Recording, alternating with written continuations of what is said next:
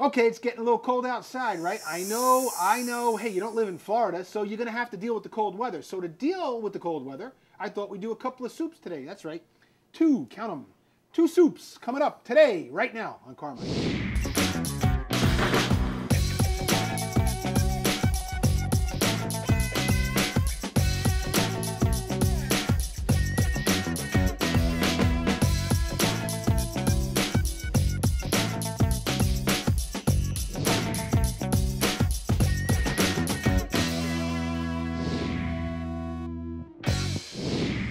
Okay, like I promised, we're going to do a couple of soups, right? So I thought we'll do soups because, well, first of all, I think if you're going to be, if you're going to work in a restaurant, first thing you do is you come through the door, you can tell me, and I hear this all the time, I'm awesome, incredible, talented, tremendous, I invented bread, I can turn water into wine. You hear all kinds of stuff when you interview for positions in the kitchen, but the first real true test, I think, is a soup. So what you do is you say to somebody, okay, you know how to cook?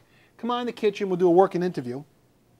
Let's make some soup. Or actually, you go make me some soup. Go in the fridge, find out what's in there. If you need any help, I'll show you where everything is.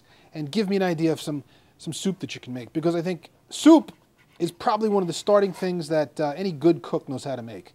So, here we go. We're going to start with a little bit of pancetta, which is, we'll call it like a rolled Italian bacon. See that? It's got a lot of fat in it, which is what's really good about it. So, it's like this, it's like bacon. And what we're going to do is we're going to start by dicing up some pancetta. So we had this one guy, he comes in the restaurant one day, and George was in my kitchen. I had Chef George with me. He's been with me for like 16 years. And a guy comes up and he says, hey, listen, I want to come work for you. I want to cook. And I said, okay, fine. Now, I kind of had a feeling about this. So I just said, go deal with George for a little bit. So he's off on the side of the kitchen. George says to him, what can you do? I can do everything. Well, can you saute? I can do that. I can shine your shoes. I can fix your car. I mean, this guy can do everything. So George says to him, why don't you go saute, make some chicken. What do you want? George says, I don't care. Make whatever you want. Go saute something. So the guy goes over, grabs a pan, throws some oil, throws a chicken breast in, and gets going.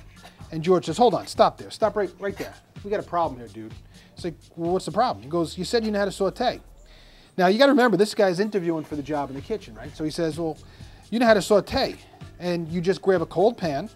In the cold pan, you throw some oil, you don't let it get hot, and then you just throw the chicken right in. He says, that's not the right way to saute. So the guy looks at him, he goes, well, I know how. He says, well, you didn't show me how. And then George says, let me get something straight.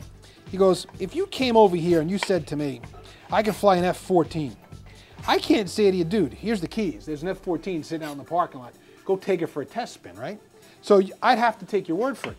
But you know something? We've got stoves, we've got chicken, we've got oil, we've got pots. Why would you come in and tell me that you know how to saute, and then you can't? So he basically grabbed his knives, picked himself up, and walked out, and that was the end of that job interview. All right, so I've got some olive oil going. I'm going to add this pancetta. I got a nice sizzle. That's what I want to hear. Okay, pancetta. Now, if you notice, it's all bite-sized pieces. The theory is that when you does anybody eat soup with a knife and fork? I don't think so, right? It's usually a spoon. I mean, I don't know, unless you got some other creative method of eating soup. You don't want to put ingredients in your soup that you're going to have to go in there with a knife and chop up. You want bite-sized pieces. So in each spoonful, we'll get a little pancetta. Okay, well, that's going. I'm going to start a little bit of onion.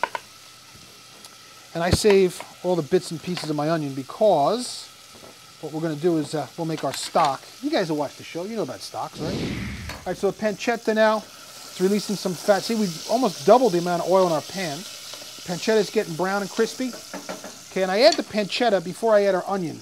And the reason is, if I add the onion first, onion has a lot of water in it. So what's going to end up happening is we apply some heat, it pulls the water out. Next thing you know, we've got this water and oil, and then we can't get that pancetta to crisp up. So, by putting the pancetta first, I accomplish two things. The first thing is, I get the water to be released out of the onion, so the pancetta crisps up. That's a tough word to say first thing in the morning. And the second thing is it also releases some of that fat. So you know, what's the best part about making bacon? Making bacon. Well, making bacon. What movie is that from? The best part about making bacon is all the fat that's in there. Now, I know it's not really healthy. Listen, moderation, right? So you drain a little bit off, you leave a little bit. To me, that's the best part. You're making some eggs, you got a little bit of that bacon fat in there. It just all really goes well. It's the same principle here. So, our onion's starting to sweat. Our onion's starting to get translucent. what I'm telling you guys is the onion is starting to cook. Okay, so now it's actually starting to take on a little color because we're cooking it in the fat from the pancetta. I'm gonna add a little bit of garlic now. I will add all the garlic, why not? Why not, I like garlic. My garlic's sliced real thin, so we're gonna add our garlic. Now the theory again is I want the bacon, the pancetta to crisp up, we did that first. I want the onions to go in there next. I want them to soften up, they did. I want that garlic now to start to toast, okay? So the garlic's gonna toast.